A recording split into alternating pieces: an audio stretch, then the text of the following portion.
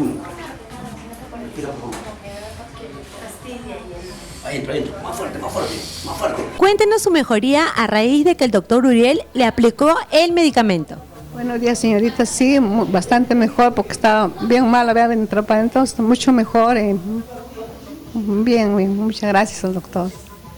En un porcentaje, más o menos, ¿cuánto ha mejorado? 60-70%. Muchas gracias. Ya, respira profundo. Tápate la nariz. Ahí. Ahí está. Eso es. Así es donde uno se cura rápido. Sí. Esa es la forma. Cuéntenos su mejoría a raíz de que el doctor Uriel le aplicó el medicamento. Buen día.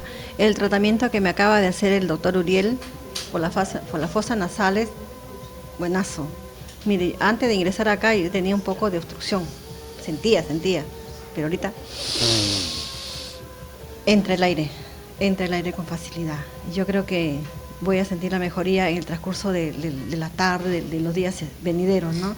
Más o menos estoy en el tiempo de porcentaje será pues un 75%, porque estaba mal. Gracias al doctor Uriel.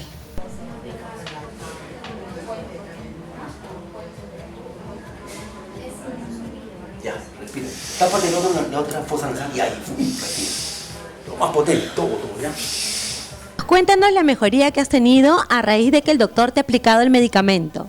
Bastante mejor, estaba tapada, congestionada y lo que me aplicó, o sea, me hizo lagrimar y respirar mejor.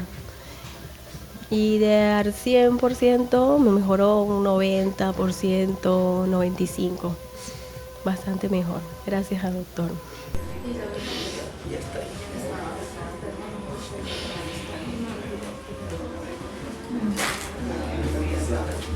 ¿Listo? Ahora sí, respira profundamente. Ya.